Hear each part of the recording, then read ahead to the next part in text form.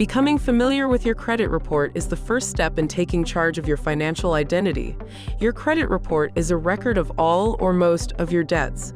These might include utilities, credit cards, loans, auto financing, mortgages, or in some cases, even lease accounts.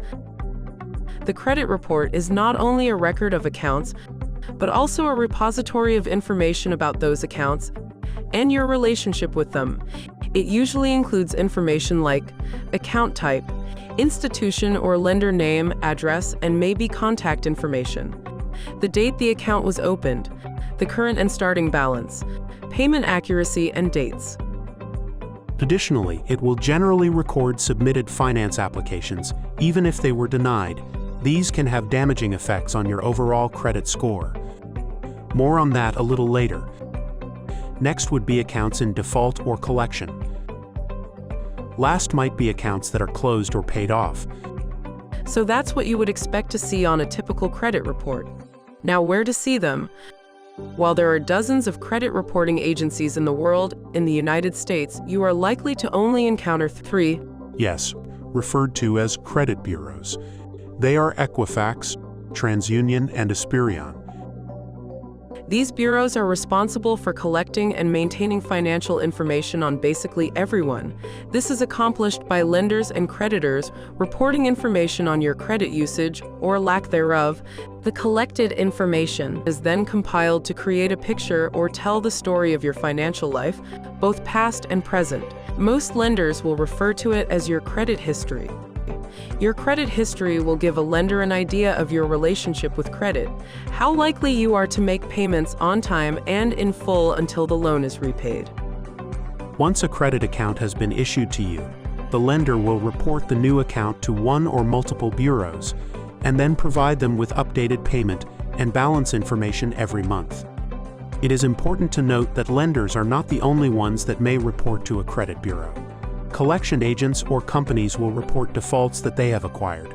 The same can be true for some member organizations, club dues, landlords, utility companies, employers, municipalities, and so on. Each credit bureau uses complex and proprietary mathematical formulas that assigns weight to each item in the file. Then, by assigning a value to multiple data points in the file, they can ultimately arrive at a numerical value. That is, your credit score for that bureau. Each bureau may use different weights and values for different items, but ultimately they are all measuring the same thing.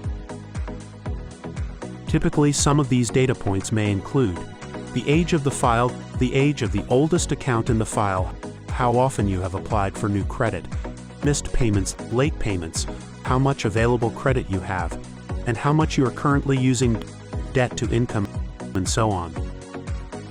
Typically, scores range from 300 at the bottom all the way up to 850 at the top. Each bureau may have a slightly different score for you based on what's been reported to them. Because of that, most major lenders like mortgage banks and auto loan companies use a FICO score to determine creditworthiness.